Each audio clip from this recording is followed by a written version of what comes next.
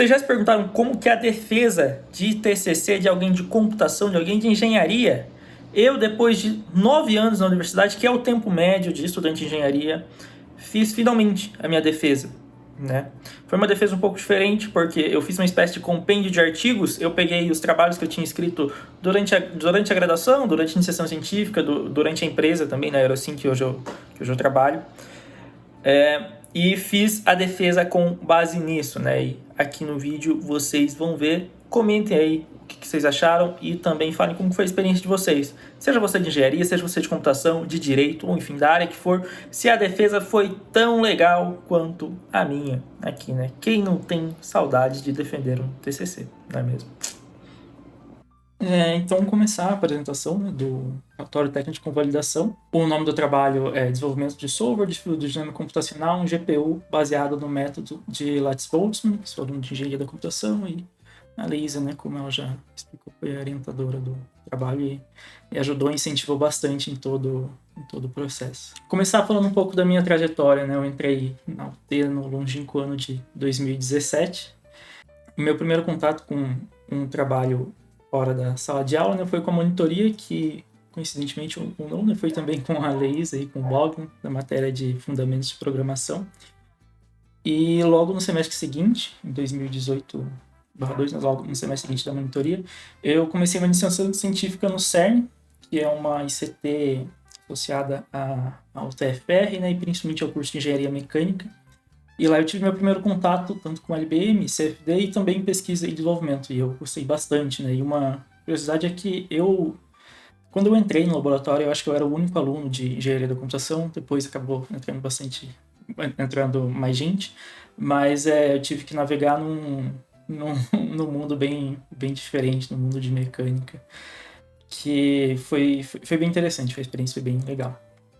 Fiquei cerca de um ano numa iniciação científica, né, no CERN, e depois tive uma experiência de estágio na Vision, que era uma vertical da ViaSoft na época. Atuei um pouco com a área de visão computacional, entendi um pouco como funciona a dinâmica de estágio, de empresa, e basicamente não gostei muito. Vi que o que eu gosto mesmo era pesquisar. E nesse meio tempo eu tive o meu primeiro congresso também, fui apresentar o artigo do desenvolvimento que eu fiz na iniciação, no Silance, em Natal, 2019, foi uma experiência bem legal. Esse é o artigo, se não me engano, anexo C do relatório. Passando estágio, né? Ainda estava no estágio, na verdade, né? Enquanto teve a pandemia.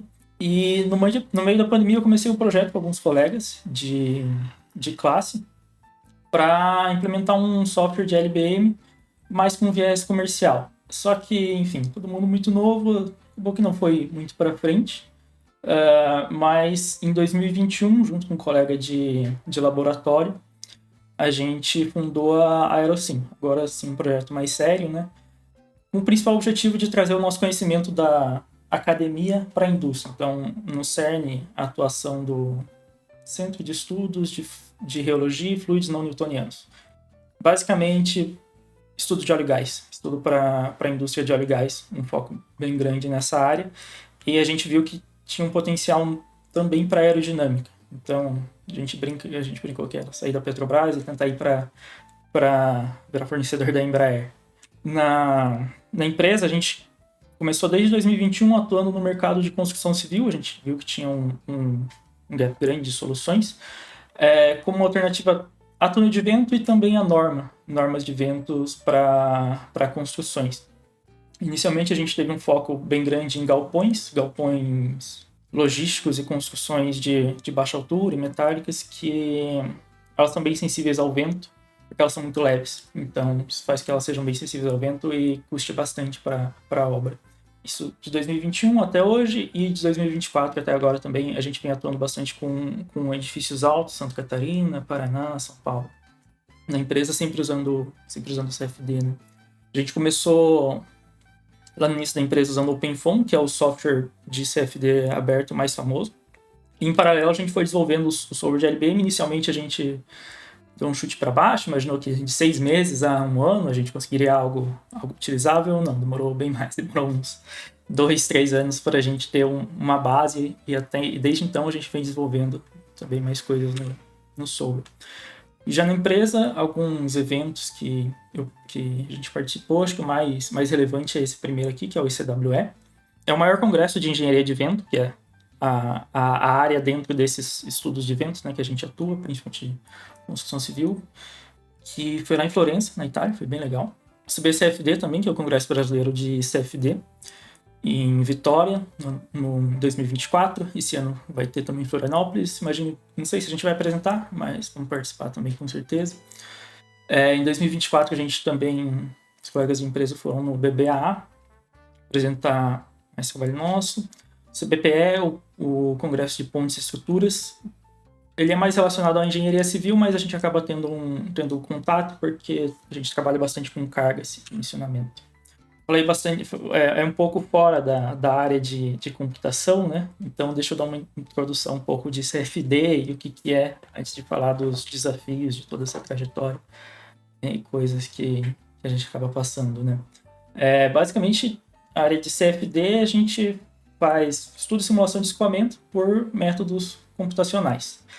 E envolve, e aqui embaixo, né, tem uma das formas de Navier-Stokes, equação de Navier-Stokes, que descreve o comportamento dos fluidos e o que a gente simula, né, fazendo as simplificações dependendo do modelo.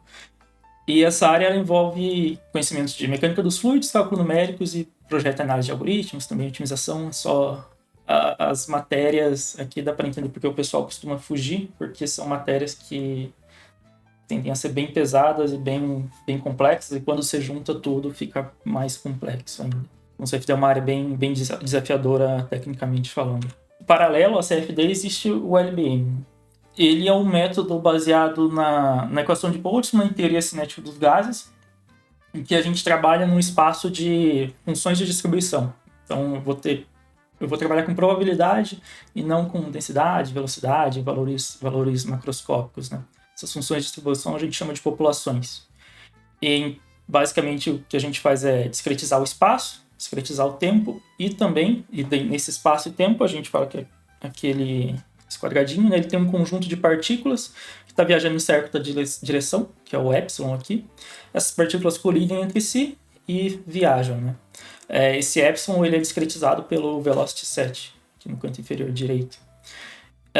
E indiretamente, basicamente matematicamente, a gente consegue provar que essa equação aqui, com algumas relações, ela retorna Navier-Stokes. Só que de uma maneira totalmente, por uma base, né, totalmente diferente. E por que se utiliza LBM, né? Apesar da teoria ser bem complexa, o algoritmo ele é simples. O algoritmo é essa equação aqui embaixo. Basicamente, a gente tem uma evolução no tempo e no espaço e uma relaxação por equilíbrio, com um operador de colisão mais comum que é o BGK. E aqui é o termo força. O algoritmo implementando assim 1 hora, 2 horas, você sabe, você implementa bem tranquilo mesmo. Além disso, o LBM tem uma grande vantagem que ele é bem local e paralelizável, traduzindo, ele roda bem em GPU. E de alguns anos recentes para cá, tem tido alguns avanços numéricos que você pega uma classe de EDPs e você consegue gerar um LBM a partir daquela classe de EDPs. Então ele se torna como se fosse um solver mais genérico de equação diferencial parcial do que um solver de Navier-Stokes, por exemplo. Agora, alguns desafios, né? Essas são as vantagens, que valem bastante a pena, mas o LBM tem muito mais desafio do que vantagem, né? Um deles já comentei que a teoria é complexa e indireta. A teoria do LBM ela é bem... ela é difícil. É difícil, não sei outra maneira de colocar, mas ela é bem difícil, e a relação disso com Navier-Stokes e com velocidade, densidade, é bem complicado. Tradicionalmente também o LBM tem um alto consumo de memória quando a gente vai utilizar, mas isso a gente em grande parte conseguiu resolver com a representação por movimentos, que é o anexo B do relatório. O LBM tem um desenvolvimento relativamente recente também, nos anos 90, tem os papers mais antigos que eu me lembro são dos anos 90. GPU, começo dos anos 2000, mas os métodos e para onde o LBM está evoluindo é bem recente, de 2015 para cá. Além disso, ele é um instável para altos Reynolds, basicamente quanto mais turbulento, mais caótico o escoamento, mais instável é o LBM. Em aerodinâmica a gente sempre trabalha com Reynolds bem alto, então se torna mais desafiador. Currão limitado numericamente, basicamente o passo de tempo do LBM ele é muito pequeno, então o LBM ele precisa de muitas iterações para conseguir evoluir, isso por causa da derivação dele, por efeito de compressibilidade. E além disso, o LBM ele é um dos modelos, né? A gente precisa geralmente acoplar com outros modelos para simular um caso físico completo. Às vezes a gente precisa acoplar com um modelo térmico, ou com modelo de multiníveis. Aqui são alguns, né? De multiníveis, modelo de parede, representação de sólidos, vários modelos. Esse acoplamento costuma ser bem complexo, bem desafiador também. Fora do LBM, a gente tem só o solver, né? Independente do método que a gente vai utilizar, o desenvolvimento de um solver ele é bem desafiador.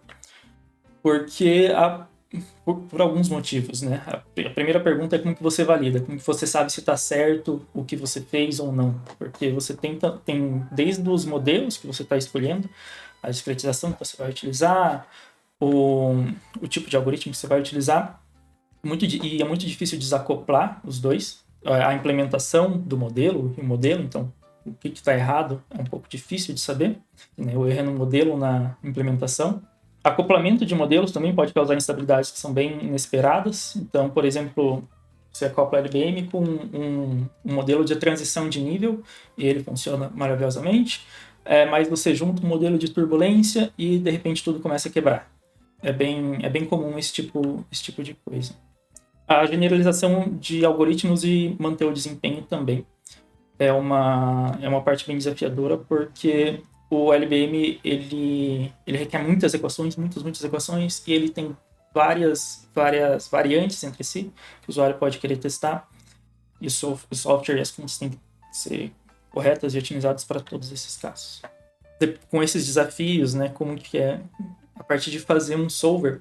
Aqui na direita eu coloquei alguns exemplos de solvers de LBM, o OpenLB, acho que a Liliana conhece bem, o Alberla, Palabus, e aqui o Sailfish, que é o que a gente utilizou como base para o modelo. E acho que a parte mais importante da experiência de fazer um solver, né, é a parte de revisão de literatura, que salva muito tempo, e aprender com os modelos que esses outros softwares utilizam para os problemas deles. Aprender bastante com isso, economizou bastante tempo. E também notar mais o que os artigos apresentam, né, mas o que eles não falam. Aconteceu algumas vezes da gente tentar combinar dois modelos e a gente não achava artigo, e não funcionava, né, e quando ia procurar artigo não achava. Então, provavelmente é porque os modelos de fato não podiam ser bem acoplados, né? Muita prática, muita tentativa e erro para fazer funcionar. E também a gente não consegue conhecer só, por exemplo, o algoritmo. Eu não consigo só entender do algoritmo, ou só entender a parte física, ou só entender os uso da simulação. Conhecer todo o ciclo nesse desenvolvimento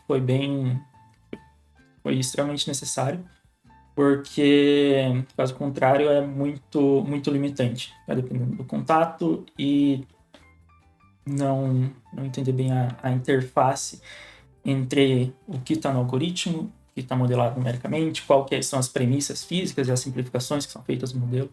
Essa parte é bem importante.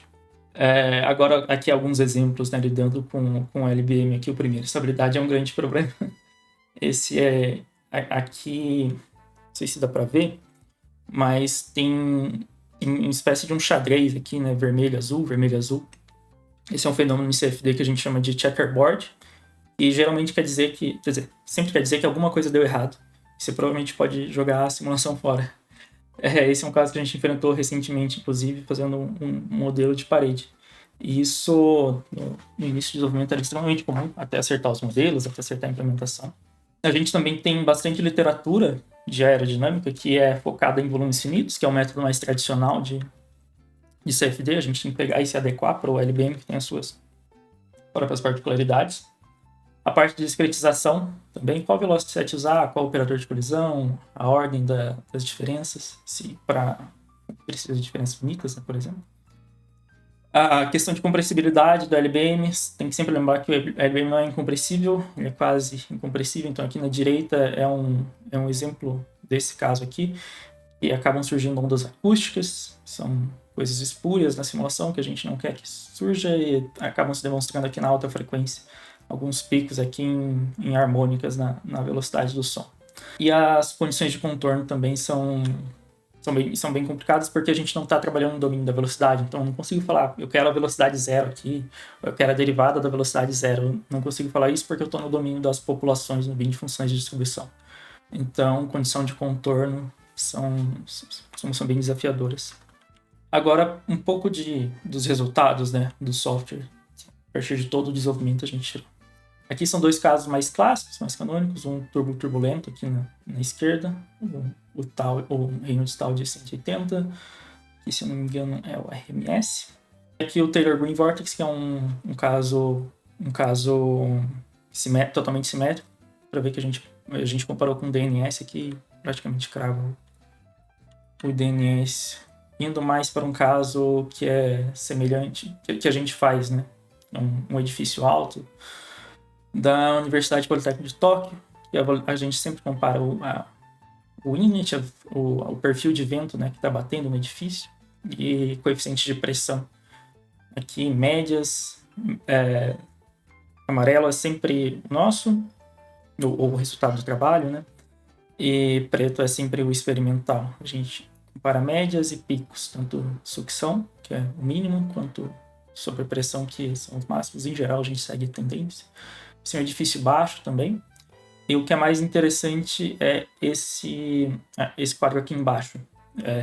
Esse edifício aqui do NIST é um edifício que a gente simulou com 100 milhões de elementos. 100 milhões de elementos para uma simulação de CFD é extremamente grande e você muito provavelmente ou não faria ou alocaria um supercomputador e meses para isso. Aqui, nesse caso, né, a gente tomou o caso mais longo tomou 75 horas, né, e rodou em uma única GPU. Então, o desempenho do LBM, tanto em memória quanto em tempo, é essa capacidade. A gente consegue rodar casos de 100 milhões, 200 milhões em uma GPU, coisa que é impensável com métodos tradicionais, e isso em às vezes menos de um dia. Até. Esse outro caso aqui, essa é uma comparação de um aeroporto real que a gente fez, também picos. Esse caso aqui com 135 milhões de elementos e tomou 20 horas, que é muito rápido. De tudo isso, né, a gente fez todo esse desenvolvimento, toda essa validação, trabalhou bastante com consultoria e transformou em produto no fim do dia. Então hoje a gente tem uma interface, um SaaS, né, que a gente apresenta para o usuário, para eles conseguirem fazer as simulações, em geral bem mais amigável do que softwares tradicionais. E um exemplo de uso é o do Matheus, que é um doutorando da Universidade de Bristol. Esse programa aqui, o UK Global Talent, que é um programa do Reino Unido para reconhecer pesquisadores externos, né? Ele amou o software, assim, não sei nem explicar. Fiquei impressionado que ele brinca que coloca e dá certo os resultados, e experiência com OpenFOAM ou outros softwares nunca foi assim. A comparação aqui é o verde é experimental ou azul o resultado de CFD. Olhando um pouco em retrospectiva, né, acho que eu não consegui, tenho certeza que eu não conseguiria ter feito absolutamente nada disso sem todo o papel da UTF-PR e do CERN e todo mundo que participou, né, desse processo. Nos profissionais que a gente tem aqui, de professores e também que a gente forma, tendo contato, hoje a gente tem contato com o mundo inteiro, da Ásia, Europa, Estados Unidos, todo mundo, e posso afirmar que a gente não perde para ninguém, muito pelo contrário, né? O pessoal que eu vejo aqui costuma ser bem melhor. A base, o conhecimento de base também que o curso de Engenharia da Computação e todas as matérias forneceram foi muito importante. Hoje, um exemplo, né? Eu mostrei aqui esse plot aqui no domínio da frequência. É uma base que eu acho que outros cursos fora elétrica não costumam ter. E isso daqui, quando a gente começou a aplicar mais nas nossas análises, mudou totalmente a visão e a gente consegue entender fenômenos de uma maneira que ficam bem mais claros, né, na frequência, como a gente está do que no domínio de tempo. Esse é um dos exemplos, né, mas a parte numérica, a parte de desempenho também, com arquitetura e organização de computadores, dá uma certa base para fenômenos de transporte, né? Mas para entrar em LBM precisa de coisa. Mas enfim, toda a base de cálculo e computação foi fundamental para tudo isso. E também toda a formação que eu tive de pesquisa, extensão, fiz pesquisa, né? Extensão, não sei se daria para considerar ela assim, acho que, enfim, não sei extensão, mas o estágio também, todo o processo fora da universidade, os programas que eu participei fora da sala de aula foram muito importantes na minha formação, né? E o ecossistema, né? A gente saiu do CERN e hoje, de todos, acho que já passaram 5 engenheiros pela empresa, não, desculpa, 6 engenheiros pela empresa, dos 6, 5 são formados pelo TFPR ou passaram pelo CERN. E eu tenho total confiança na tratação de trabalhar com pessoas, né, que advêm da UTI, do CERN, de engenharia da computação, engenharia mecânica, enfim. Queria agradecer e fico aberto a perguntas. Desculpa.